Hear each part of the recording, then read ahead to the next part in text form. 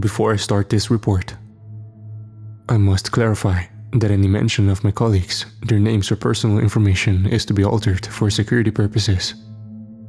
I have a compromise with the truth, but also with the well-being and safety of my co-workers and fellow researchers. That said, this is a secret that I cannot bear maintaining for any longer. I've been a deep-sea researcher for over 15 years, and well recognized for my research collaborations among my peers. I've worked for a certain European institute for the better part of my career. But it all changed 3 months ago.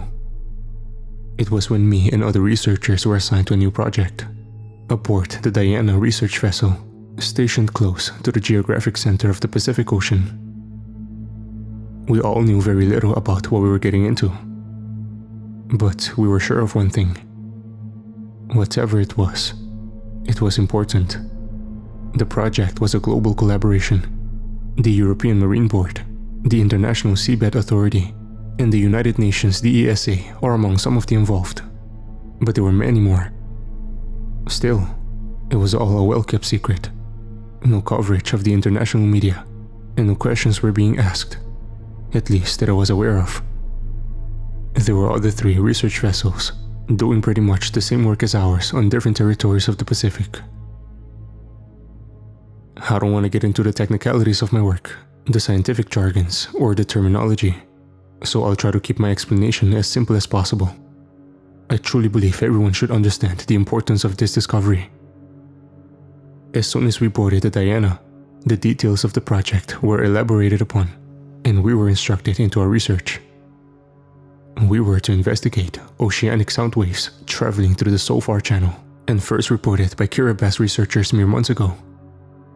I remember talking to my colleague Marco after we got our briefing, as we didn't understand the secrecy of the project. Deep-sea earthquakes propagating sound waves that were caught by hydrophones were nothing new. So what was the fuss all about? Felt like our superiors knew more than they were letting us know. But soon enough, we discovered why. These sound waves came from certain oceanic trenches of the Hadal zone, the deepest region of the ocean. It was the zone that most attracted the curiosity of amateurs and researchers alike, as the intense pressure made exploration difficult. Sunlight was incapable of reaching those immense depths, but even with the distinct lack of light and of primary producers, life flourished even in the darkest regions of the ocean. Species of heterograph organisms were known to exist and live, traversing the dark abyss. Many submersibles had been carefully constructed over the years to explore the hadopelagic zone, but plenty were now defunct, had been lost or gotten crushed by the intense pressure. So the zone has always been a big unknown, and efforts of exploration were progressing with very small steps. But now, this has changed. The sound waves we were investigating were originally thought to be the result of profound earthquakes. But as we progressed in our research, it soon became clear that it couldn't be the cause, because the sound followed a pattern. We studied the mentioned sound pattern for days, and got to understand why it had attracted so much attention.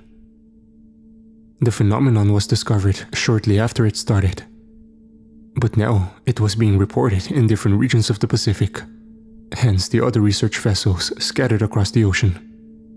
And all that sound was stemming from the bottom of the Hadal zone. It repeated itself daily, almost down to the minute, for over 6 or 7 hours, and then seemed to cease abruptly.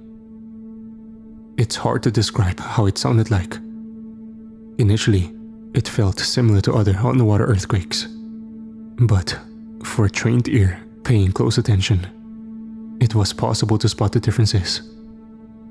Speaking in an informal tone, it's as if there was an immense drum very deep down the ocean, being played every day. Our first hypothesis was some kind of geological anomaly 11,000 meters down below.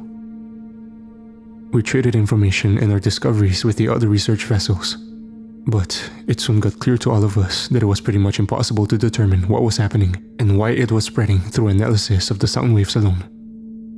We had to get down there and see for ourselves. The problem was, of course, the immense depths and the extreme pressure.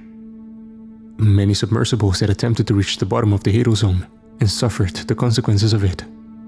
And according to our calculations, we had to go even deeper than the international record, approximately 11,200 meters, or 36,745 feet below sea level, if we wanted to catch a glimpse of what was truly happening. And that also revealed to us something that had been previously theorized. There was a new, deepest spot in any ocean where the sound had originated from. The mystery of that discovery certainly instigated us, and we wanted to go further. The issue was discussed with our superiors, and not to my surprise, they had already considered the possibility. Our answer came in the form of Profundo, a sophisticated rove developed by other researchers and engineers with technology that allowed it to support extreme pressures and the promise that it could dive deeper than any other known submersible. It had already been tested, but this particular mission would fully utilize its maximum capabilities. I remember well the day we put Profundo to use. Our team was reunited at the control center, where we would guide its movements as it delved deep underwater. Profundo's camera would record everything that it found, and we monitored its slow descent. It would take many hours to reach the desired spot. We had carefully planned the descent so the rove would reach its destination in time to catch the source of the noise. I wasn't present during much of the dive, however. There wasn't much to see. The light from the surface could still be discerned for a while, and every now and then a curious fish would pass by. But after we reached the abyssopelagic zone, then there was mostly darkness. I remember staring at the transmission with my colleagues, discussing hypotheses. We were all eager to find out what was truly happening so far below the sea level. The rove was at a point in which there was no difference between water and darkness. All that was clearly visible was the marine snow, organic leftovers that were a source of food for many deep-sea species. We were mostly focused on our research to notice anything unusual, however. But we all got together to witness Profundo's breaking the world record as it delved into the oceanic trench below, more than 11,000 meters. Someone opened a bottle of wine, and we commemorated. Even though the mission was far from done, and we didn't even know if the rove would be able to keep resisting the intense pressure, there was this nice feeling of accomplishment. We waited for hours, and now we were closer to the origin of the sound waves than we ever had been. So the team once again reunited not long after, as Profundo finally reached its destination, on the bottom of the abyss, in the seabed. We were at the desired area, and the sand beneath Profundo stretched across a dark horizon. The rove was resisting well against the pressure, but we knew we should get the job done and not count our luck. It started to move, and we were all watching, carefully guiding its movements as we explored that unknown place. However, we couldn't find anything. It was difficult to see, but there wasn't anything visible that could be the source of the noise. We were in the most profound depths of the ocean, and it seemed completely empty. So, we decided to wait until the sound waves started propagating again in the next few hours. It was then that my colleague Erica caught sight of something. "It's over there," she said. "I'm sure of it. It's not far, about 18 feet that direction. Think we could reach it?" We could, and the rove slowly made its way. As we approached, the transmission seemingly became more clear, and strange shapes and shadows transfigured by the water were now getting closer. And then, I saw something that I will never forget.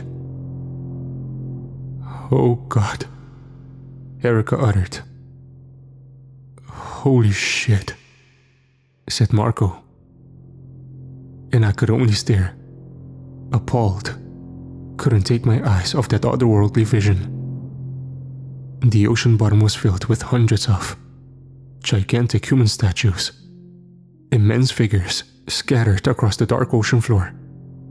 We couldn't even see all there was to them. But they were undoubtedly human. Knelt down, faces fixated on the sand, and arms stretching upwards, almost as if they were holding something above their heads. Holding the entire ocean. Like Atlas. The best way I can describe it is as if they were Greek sculptures, bald figures and without clothes, but a seemingly perfect human anatomy. We couldn't believe it. It was just too surreal. None of us expected that sight. There were hundreds of them as far as the rove's camera could see, both figures of men and women. However, there was no sense of wonder for what could have been the biggest discovery of the 21st century. Only dread, as we tried to rationalize what we were seeing. Looking at those things didn't feel right. It provoked a strange sense of urgency, and even fear.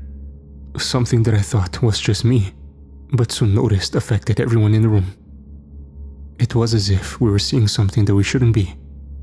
Something forbidden. We were scientists, but still, there was no explanation that could justify that feeling. It was all recorded, thankfully, because after the initial feeling of surprise vanished, I couldn't bear to look at them any longer. Those immense, lifeless figures, prostrated like slaves. None of us could. Except for Erica. Soon we all left but her, that wanted to continue the rove investigations by herself.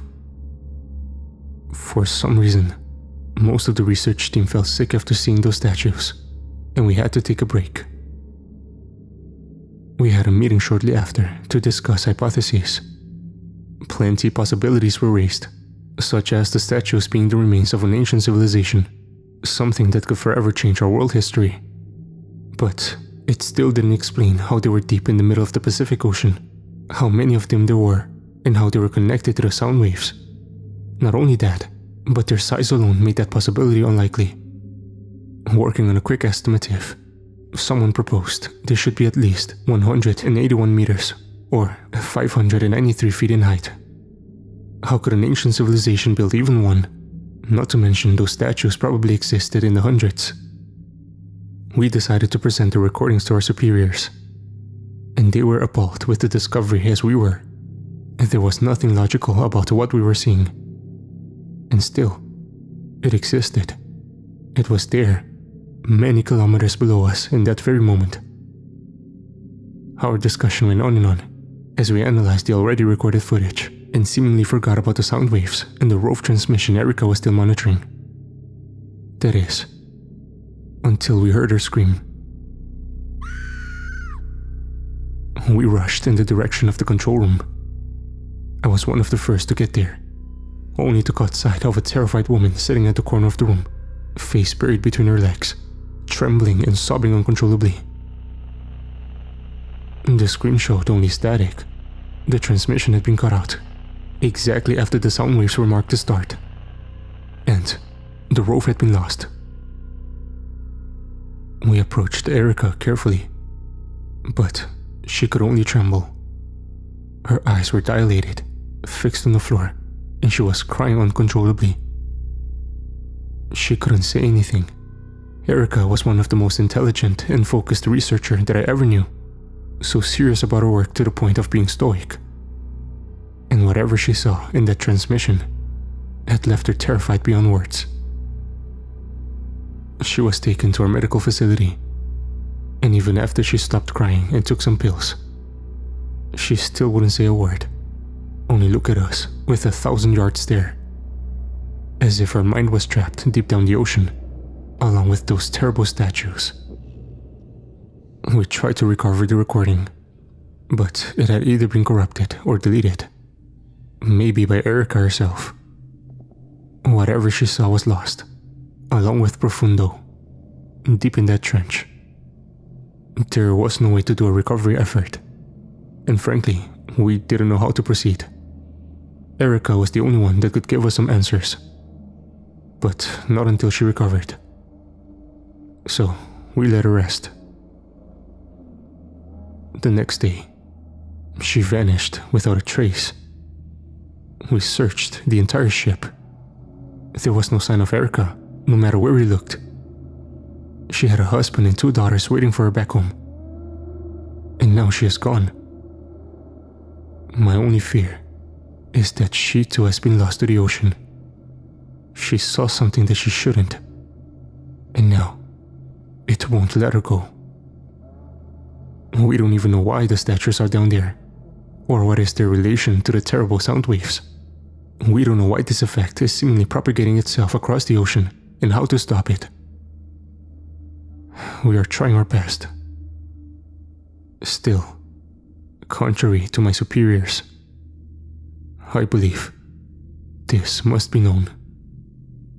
If this is dangerous, and though we have no proof of it, my primary instinct says it so, then you all must be warned, and we must prepare. As I close my report, I must mention that all of this takes me back to a quote by Werner Herzog that now abides by a new sense over what we just experienced. Life in the oceans must be sheer hell, a vast, merciless hell of permanent and immediate danger. So much of a hell that during evolution, some species, including man, crawled, fled onto some small continents of solid land, where the lessons of darkness continue.